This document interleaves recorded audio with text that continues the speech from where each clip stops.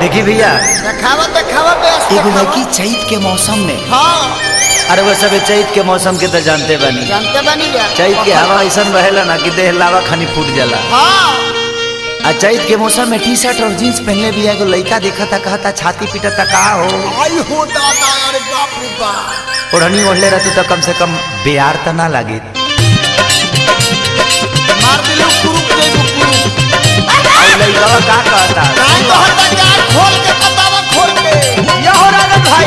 खड़ा रहा हृदय भाई ओ हो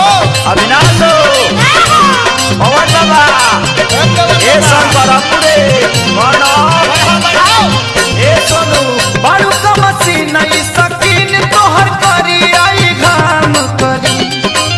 बारू का मशीन नहीं सकीन तोहर करी आई घाम करी जब लाग जाई जब लाग जाई पछुआ के हवा तब भी काम करी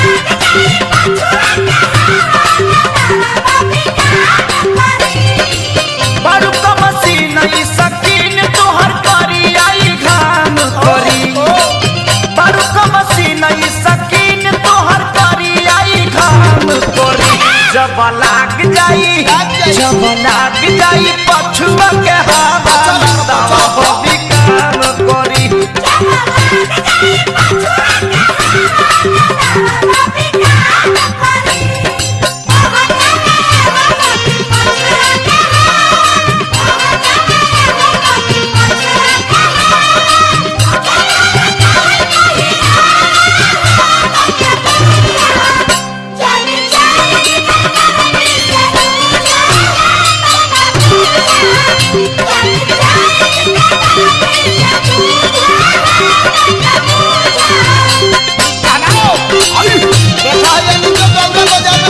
बरसात खियावे करे के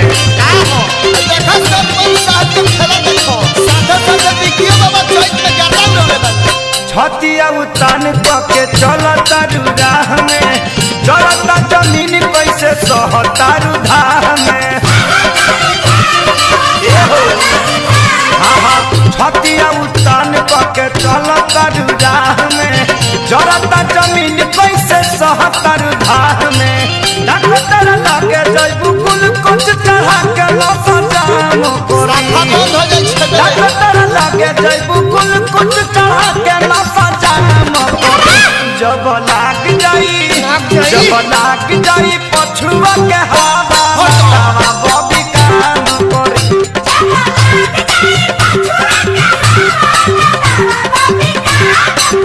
ए पवन बाबा का हो दीपू बाबा बड़ा अरगन पे रहता रहो पवन हो मेरे भाई काहे ले ए पंकज का हो आइला आइला बढ़ा देश बढ़ा ए बाघवा चिड़ैया रे हृदय भाई राजन भाई हैजा भैया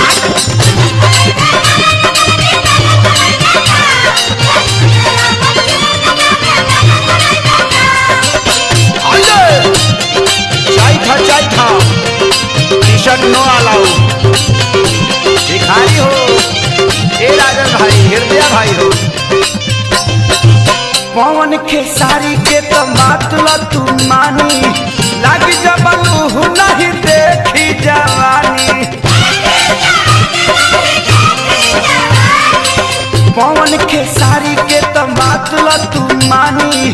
लाग जबलू नहीं देखी जवानी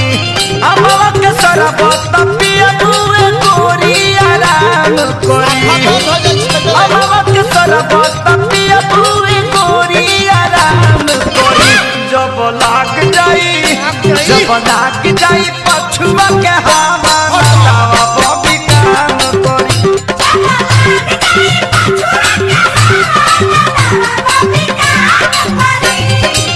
बारू का मशीन नहीं सकीन तोहर करी आई घाम करी बारू का मशीन नहीं सकीन तोहर करी आई घाम करी जब लाग जाई पछुआ के हवा तब भी काम करी